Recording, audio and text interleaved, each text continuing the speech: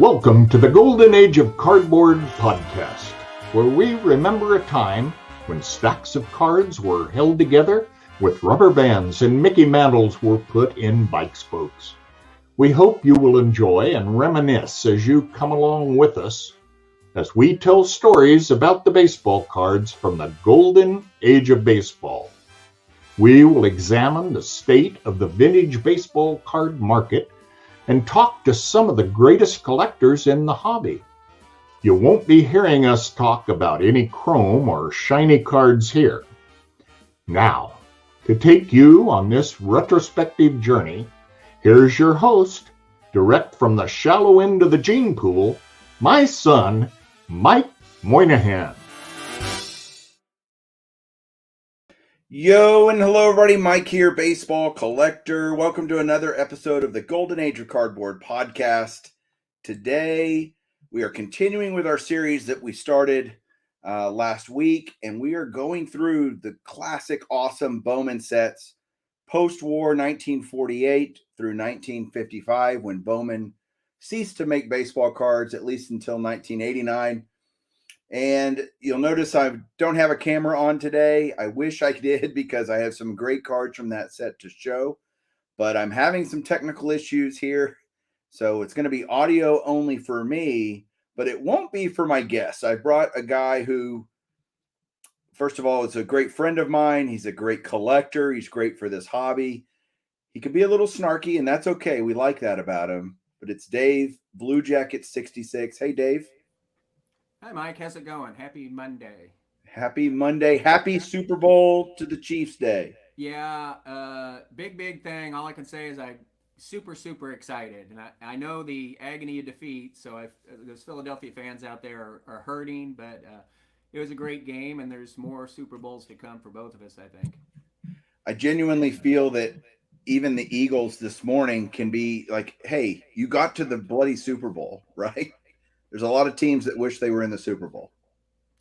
Yeah, that's the funny thing about appreciation of players and cards. It seems like these days you have to win it all rather than just being completely amazed at the run they had and what they accomplished this season. So there is great victory in that. What I liked most about it was a good game, you know? It was a very good game. At halftime, though, I had to get up, take a hot shower, and change jerseys, and that seemed to bring some good luck to the team. I'm kind of superstitious that way. I was feeling a little bit of heat, seeing Mahomes hobble into the locker room and down by 10. But yeah, well, he led them back, won the MVP, well deserved. It was again a good game for a guy that didn't have any skin in the game other than being a football fan. It was enjoyable to watch. I like Pat Mahomes. It's hard not to like Patrick Mahomes. Jalen Hurts did everything he could. Honestly, he had the fumble that Kansas City returned for a touchdown. Other than that, he played pretty great too. yeah, I don't want to put too much commentary in because it acts like I'm gloating. But I think if I was a Philadelphia fan, and as soon as the Chiefs, I don't know, when they were up by one, it didn't matter. If I was a Philadelphia fan, I would have been very worried that this game is over, even if they go back and score, knowing that the Chiefs could go back and score. So I'm sure there's a lot of nail biting on both sides, but it was a really good game. And I've seen some dud Super Bowls before, but it was a good one. I learned that the Eagles set the record for the most points scored by a team to lose the Super Bowl. That's incredible. And they had I think they played a winning game. I think they were kind of out-coached at the end. I think people would agree that. And their defense perhaps wasn't as stellar as maybe they thought they were. Well, I know you're enjoying the victory. I know people didn't tune into this podcast to hear us talk about the NFL. Yeah. They turned in to hear us talk about 1949 Bowman. I'm going to give some particulars on the set, and then, Dave, I want to ask you some questions about it. Oh, yeah. Again, all the write-ups that I read are found on Cardboard Connection. I want to give them credit because they do a great job just giving kind of the lay of the land on all these sets. If you don't know about this stuff, go read some. There's a lot of great reference material out there. 49 Bowman, great set. Let's go through it. So this is what it says. It might not be the most attractive set of cards ever produced, but that's easy to overlook once you delve into the 1949 Bowman baseball checklist. Featuring several big-name rookies and even more key early cards, the set has plenty of star power. The 1949 Bowman set has 240 cards. Leading the way as far as rookies go are Hall of Famers Duke Snider and Roy Campanella. Depending on the collector, some also consider this to be the home of Jackie Robinson and Satchel Paige rookie cards. It's up for debate as both are in, and this is what they say, Dave, not me, 1948 Leaf Baseball, which some didn't believe to come out until 1949 despite its copyright. Wow, we could have a – let's not get into that one. Either way, the Robinson and Page cards, along with Snyder, are the most valuable in the product. Cards are smaller than today's traditional dimensions, measuring 2 by 1/16 by 2.5. They're almost square. Player images are in black and white with color backgrounds. That's not true. Most of the players are actually colored. Jerseys and hats have had team colors added to them, adding some much-needed pop compared to the previous year's release. Card backs have a brief write-up and player vitals. There's also a mail-away offer for various baseball-related merchandise like rings and a bank. So there's a lot of variations within the 1949 Bowman set, including cards 1 through 108 came without names on the front, but starting with 109, they were added. Subsequent print runs added names to the front of a handful of the earlier cards, but not all. The variations that have the name on the front are rarer of the two.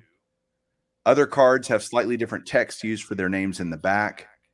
So there's some cool variety to this set. And Dave, first of all, I want you to tell me why you love the 49 Bowman set the way you do. It seems like it always comes back to this, but it comes back to my dad, what he collected, and I think he collected what he was, when he was a boy. So he'd have been 14, 15 when this came out. So these all early Bowman sets were a big part of his collection. So it became a keen interest for me. So I can't say that when I was 20 years old, I was collecting the 49 Bowman set, but as I got into my 30s and 40s, that's when I started putting it together. And what I found, and when I see this set, when I look through it, I have mine in front of me, is I see a ton of superstars.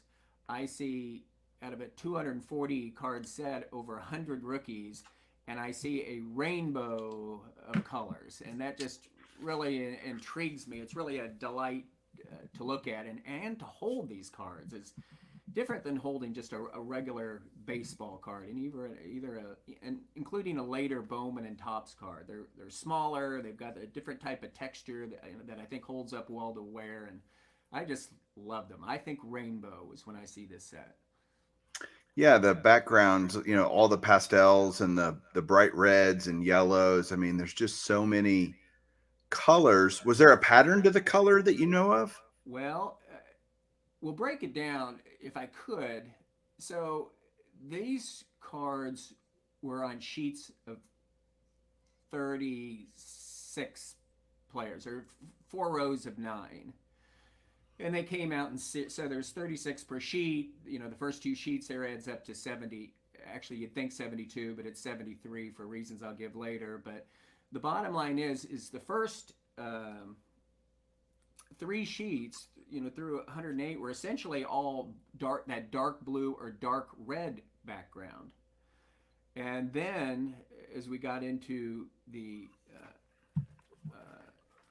third and fourth sheet is when we really started breaking into those colors. It's the third sheet. We started getting a little bit of different colors. And then by the fourth sheet, we started getting names on the front. Why that is, I have no idea. Okay. I just found it. I didn't know. Like, I learned from the 50 4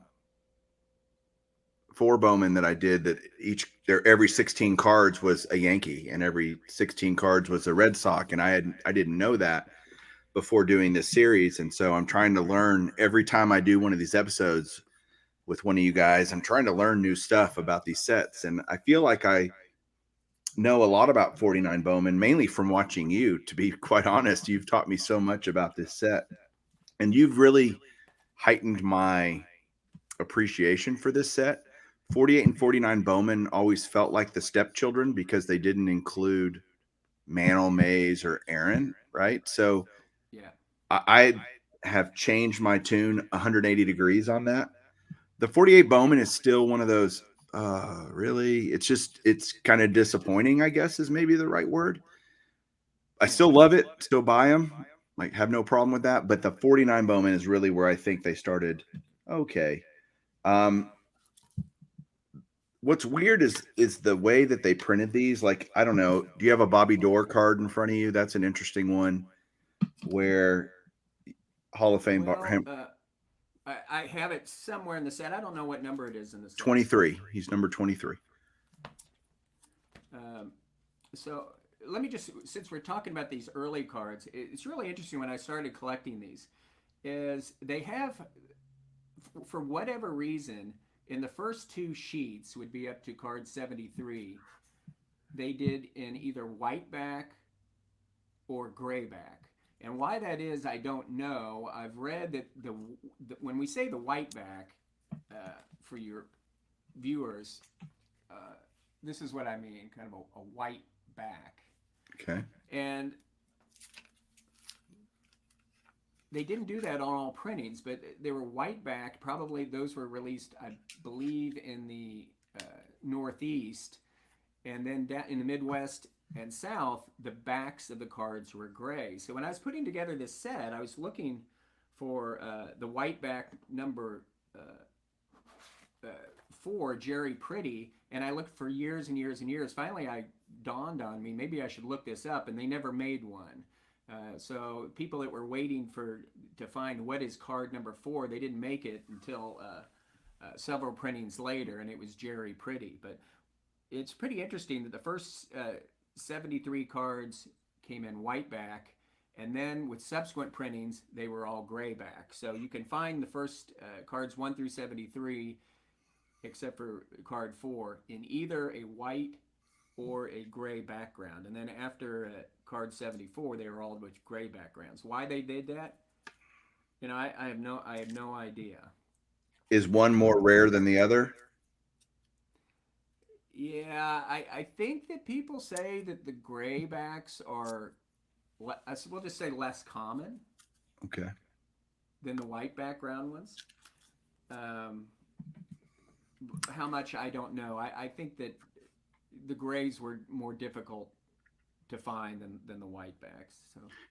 And Dave, how were these packed out? Were they penny packs? Were there 3 in a pack? Like, how did that work? Well, one pack is this red, white. The wrappers from these sets are relatively pricey, and one wrapper is a red, white, and blue. It's a cartoon guy batting, and it says 5 cards for 5 cents. And then there's another wrapper that is green and orange, and on the wrapper it doesn't say. It just says sports card. So I don't know if those were the Pacific. There was 12 players in the Pacific Coast League that were that 49 Bowman made. I don't know if those were those packs. I don't know, but I do know that there's 5 cards, 5 cents. Okay. Seems like a deal, and a stick of gum. Right. We'd all go back and buy mountains of it if we could, right? Yeah, right. Okay, so tell me about the first sheet or the first 72 cards and why there's actually 73. Well, the reason is simple. Is when they put these first out with these whitebacks, they didn't print a card number 4.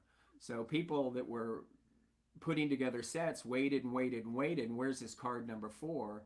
And it didn't come out until subsequent printings when it came out with a grayback on it, and it was Jerry Pretty. It was probably a big letdown because people are thinking, oh, here we go, just like 33 Gowdy. Yeah, that we're going to find a Ted Williams or a Joe DiMaggio, and it was Jerry Pretty.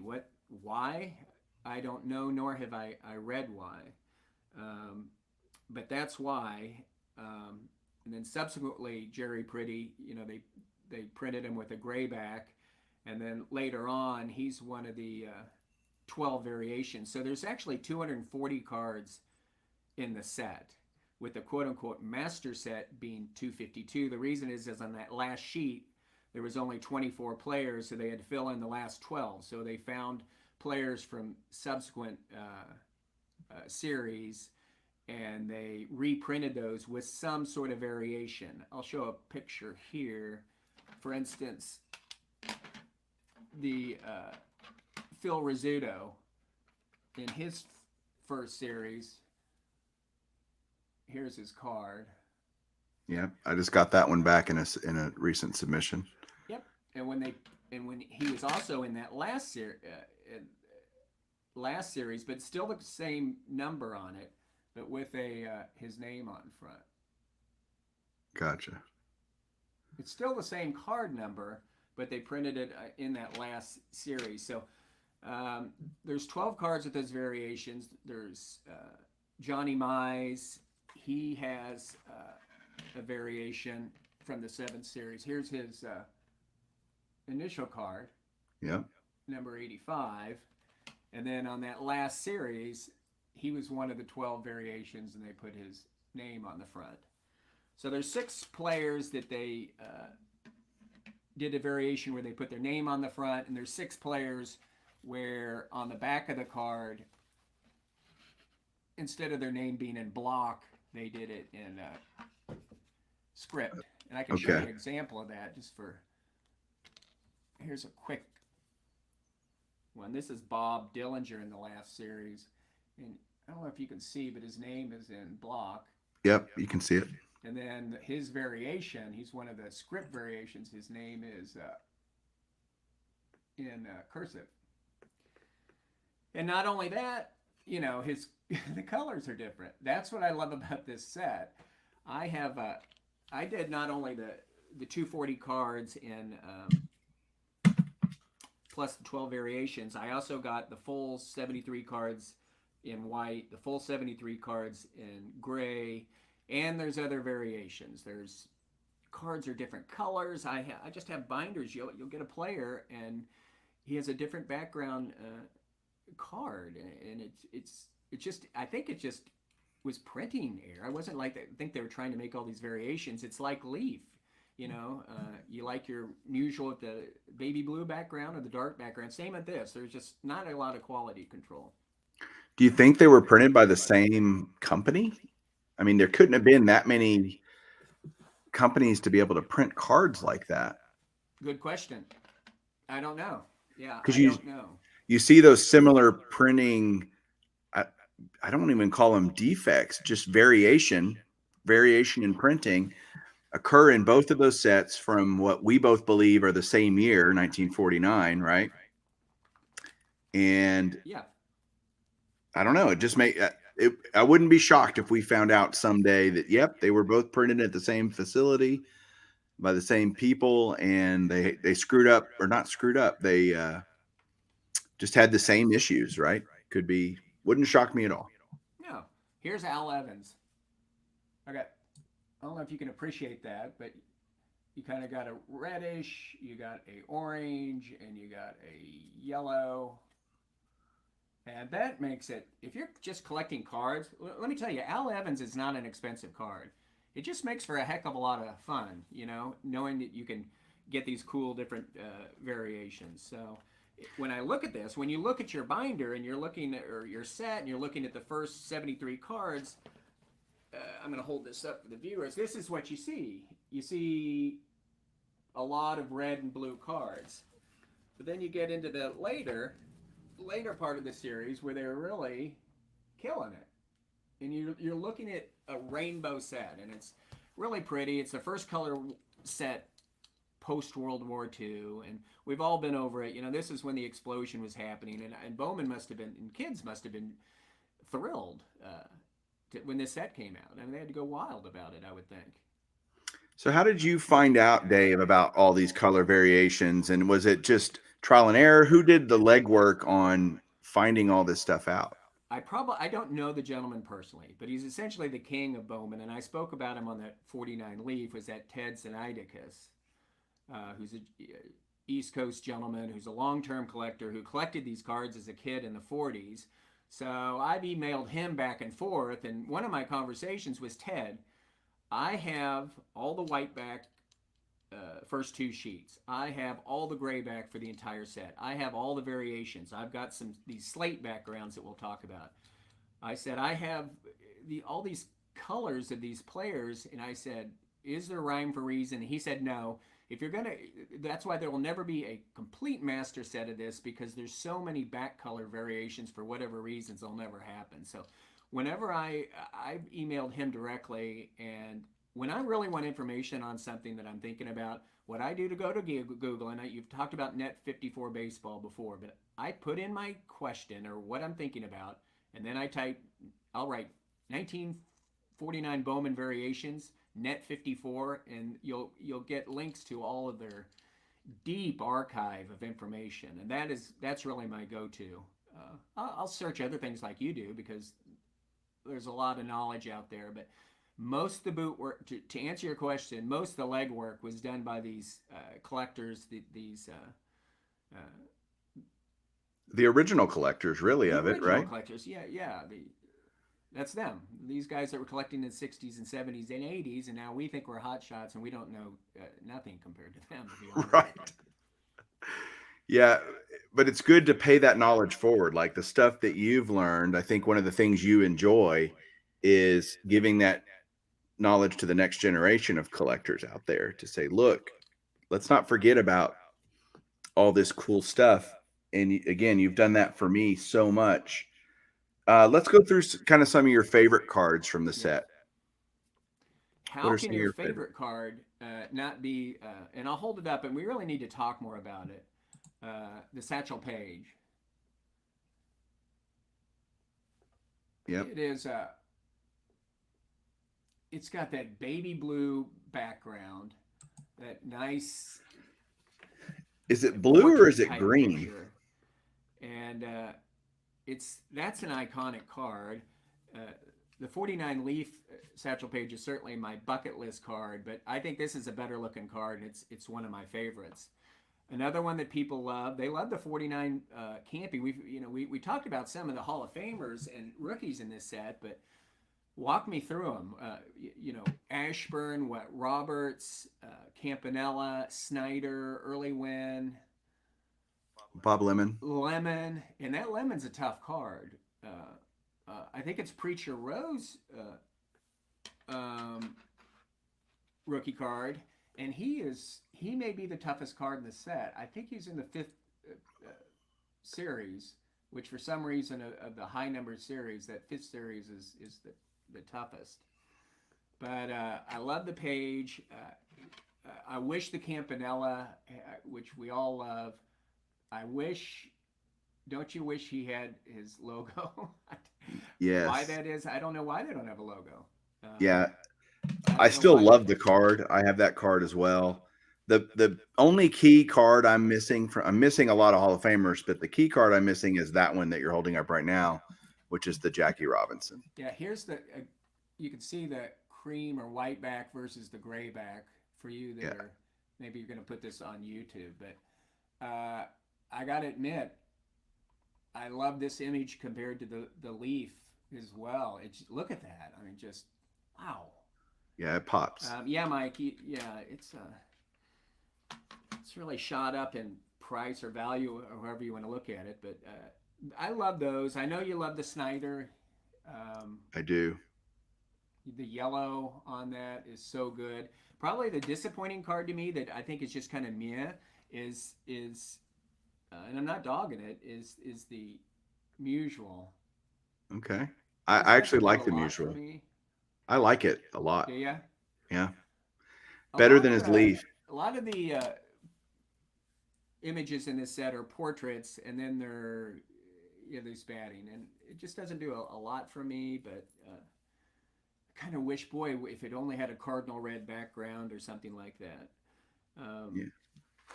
But yeah, and we're nitpicking as this set, it leaves them kind of flat. I think it just does. They're not big cards. They're portraits. They've got that washed on, like recolorized look. But to me, that gives it a lot of intrigue and intrinsic beauty. So I'll admit, not all the cards are gorgeous, but what are some of your favorites? Well, certainly I like all the ones you mentioned, of course. One that I have that I think is interesting is the Bobby Dorr. Again, I talked about it a second ago earlier. Card number 23. The way they did the Red Sox emblem on his jersey, it almost looks neon. If you look at it. Well, that's Bob Dillinger. Oh, crap. Okay. Bobby Dorr is red background, card number 23. And it just, I don't know. It's like when they painted on the jersey, they just use some interesting ink or something, because it almost looks like it's a neon sign on his chest. Well, let me find it. Okay. Did I already show it? No. Maybe you're missing it in your set. Yeah, probably. I think it's probably in my graded stack here. Let me see. Oh, here it is. Yeah, I have it graded. Yeah, so look at that Red Sox. I mean, it's just almost neon looking. I think it's so cool. Yeah, there's a lot of... That is so cool. I know. There's a lot of printing nuances to this set that the logos on their hats, some of them they're reddish, some of them they're not, and it's crazy. Another one that I really love is... Yeah, that's why at one point I was gonna it was at least feasible to send them all to PSA, because I think I could have got them graded for like $5 a piece. This is what, 6, 7, 8 years ago. But boy, there's some cards that just belong in a binder. Pull them out and feel them and look at them. So yeah, definitely. Another one that I really love is card number 19, which is Bobby Brown. And Bobby Brown was a New York Yankee player. You may know him as Dr. Bobby Brown, because he ended up becoming a cardiovascular surgeon and became the president of the American League for a number of years. He was teammates with Mantle and even DiMaggio and all those guys. And he lived in my town of Fort Worth, Texas. And so he was just well known around here. You'd see him around town and, oh, there's Dr. Bobby Brown, Yeah, he was just influential in this area. I mean, look at his card, Dave. I mean, look at the Yankees emblems. I mean, they're like a fluorescent pink almost instead of white for the New York and the Yankees. It's just so, doesn't seem right, but it works. It's just kind of a cool looking card. I don't know what they're thinking on the colorization. And there was a lot of there's also one big variation are these slate background cards, where they were found in the at least the third series, the third and fourth sheet, where you have here's a example of it, where they completely miss color passes, so the cards look this slate colored. Oh wow. Yeah. You can see. Yeah, the comparison is striking. So those are called the slate variations, and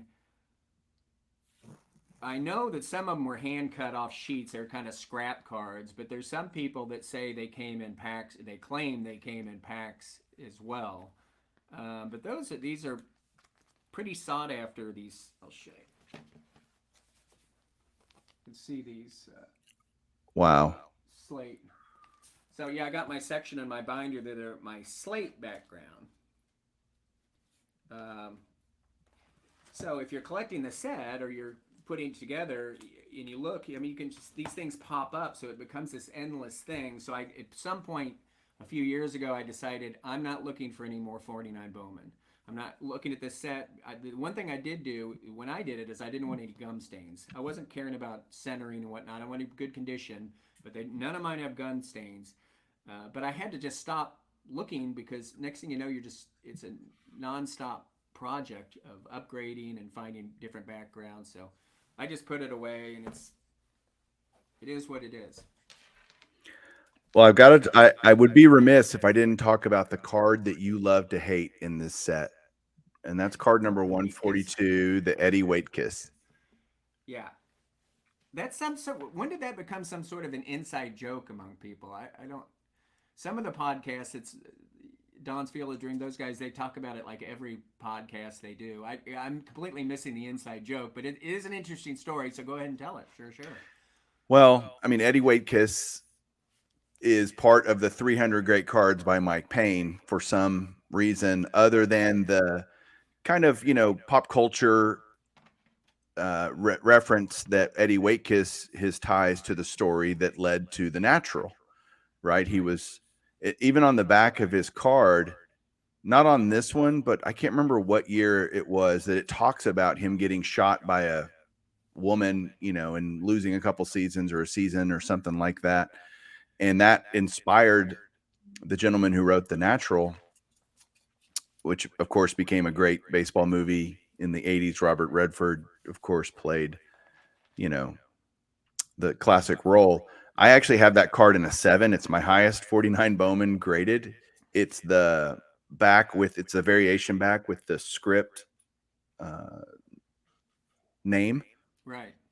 And it doesn't, I wish it would differentiate that. I think they do now on the flip of, if you get it graded by PSA, for example, it'll tell you which one's which. But yeah, this one's the script back, and I have it in a 7. It's my highest one by far. But I do have some, these are not, I guess they've gotten a lot more expensive. Do you think the popularity of this set has grown over the last few years? I can't say. I really don't know. I'm really interested when people start talking about it, but I think people, as they get into vintage, they think about, well, how do we differentiate pre-war to post-war to vintage? And if you're collecting vintage and then you want to go back early vintage, you tend not to. A lot of people don't go back to pre-war. So they go back to post-war, and this is kind of the set, right? So this is kind of a starting point for people. So I think it's one of those sets that if you get your hands on it, you really appreciate it, I think, a lot more. And I think more people are coming on to this set as well as some of the other early Bowman Leaf sets and whatnot. Yeah, definitely from what I see when I'm out there, this is a set that has gained a lot of traction with the vintage collectors, because you kind of go, all right, I'm going into vintage, so I'm going to start collecting some 60s stuff, right? Maybe you're doing some 60s, and you might get into late 50s, but I think it's a whole nother level to start going 48 Bowman, 49 Bowman, 49 Leaf. That's when you start, like, you're a real vintage collector when those are your kind of go-to cards and you're starting to acquire those for your collection. And so I'm seeing, obviously, the key rookies are certainly more popular, more valuable now, more expensive, however you want to say it. But even, other Yogi Berra, is an expensive card in this set. Stan Musial is an expensive card in this set. So I don't think the Musial, to cut you off, is as expensive as it should be. I got a Berra and an 8. Oh, wow. And unfortunately, some of these stud cards, they're in that that first series, and so they have. I had to get them in both the white and the gray back. But how frustrating was that for you to have to look for them? And if they didn't put the picture of the back on the back, how would you know? Yeah, it happened a couple times. I actually I remember just one specifically. I bought a graded one from Probstein, and they never put backs on the cards. And I think they listed it maybe as, I don't know. I just remember I had to send it back to them, and it wasn't a big deal. But yeah, sometimes I would get on eBay, and I couldn't really tell, to tell the truth. So I would message them, hey, does that back of that card look gray or does it look cream? And they're like, what do you mean? I'm like, well, yeah. So it was at times frustrating, but. Well, that is awesome. Tell me some other cool things about the set that I don't know.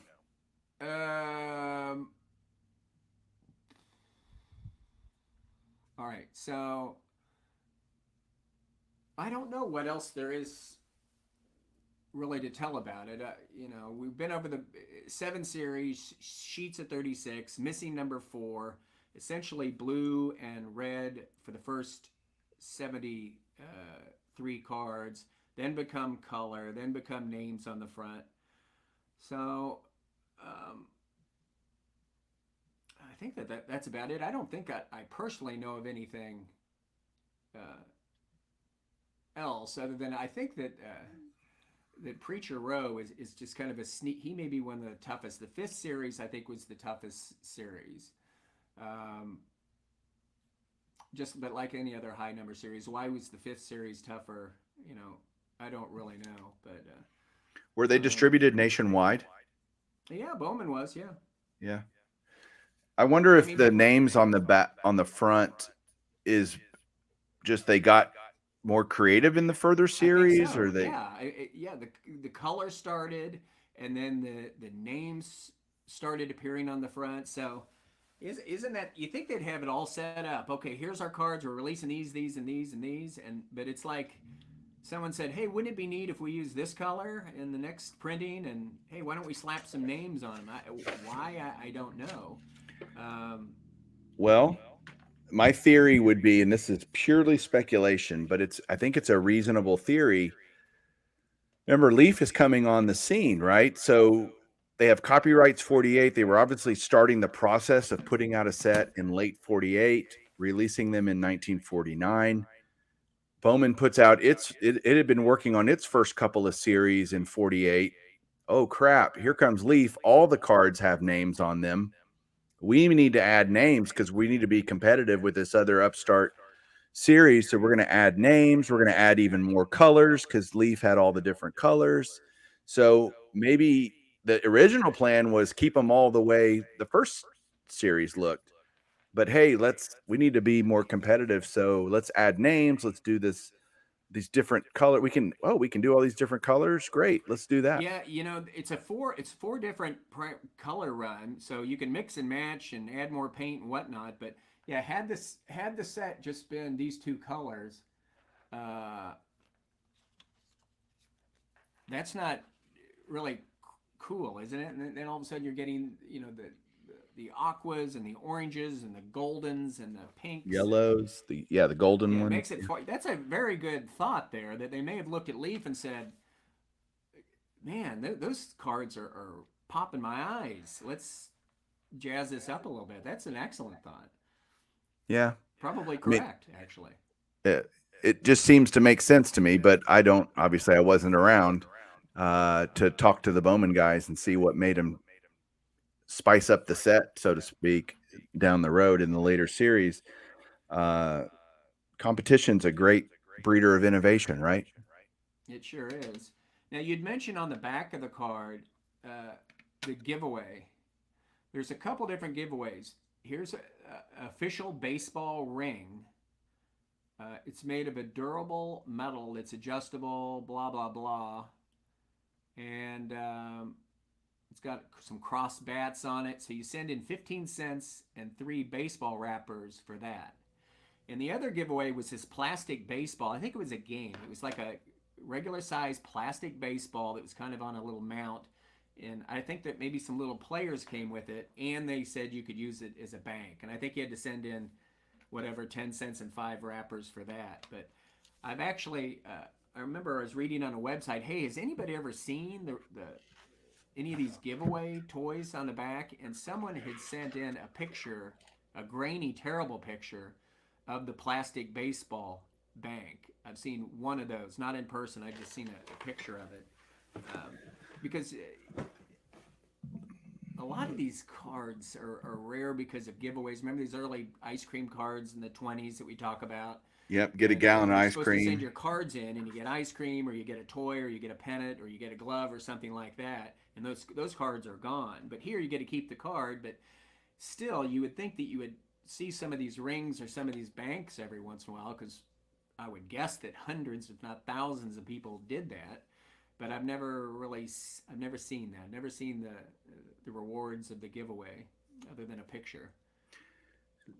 So you also have Leaf putting out their premiums or inside the boxes, right? And Bowman did nothing like that.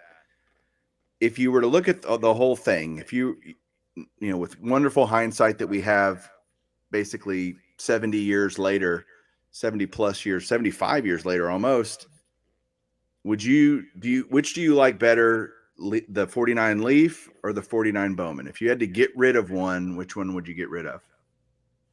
Well, I don't have a 49 Leaf set, uh, and I don't have a ton of their cards. So, can we rephrase that? If I had a 49 Bowman set, which I do, and I had a 49 Leaf set, Yes. don't ask me that question. What kind of questions? I don't know. There's some. I like the 49 Bowman set better, but the 49 Leaf set has their superstars. I get that Williams and the DiMaggio. Ruth and the Robinson and the Page. Those are just like out usual. Those are just like outstanding cards. So if I could have one, how about with this? If I could have one card from each of those or one of those sets, I just got to get one. It would probably be one of the Leaf cards rather than one of the Bowman cards. Yeah, and Leaf had DiMaggio, which Bowman did not. It did have DiMaggio. Yeah, card number 1, right? Yep. So and they were thinking, is DiMaggio going to end up in this set? And why didn't he? I mean, you ask these questions. Williams is always tough. I don't know if he was just stubborn or there was contract problems, but it doesn't seem to me that Leaf cared a lot about contracts. I think perhaps Dr. Beckett had disagreed with that. I don't know, but Bowman must have jumped on a lot of contracts because this is a 240 card set. We'll say 252 master set, and there's over 100 rookie cards. So I don't know if they must have just signed him, and Leaf just said we're just making cards. I don't know. Yeah, it's an interesting and fascinating dynamic. You get that's the first year where there's true competition in the baseball card market. You know, there's more than one nationally released set, post-war anyway, and it's just it ushers in an amazing era, right? Because then Topps comes along. And then Topps dabbled, and people don't like their 51 game cards. Some people do, some people don't. Whatever. And under the radar is that 51 Casey Stengel All-Star cards. Do you like those? I love them. Yeah, I actually do not.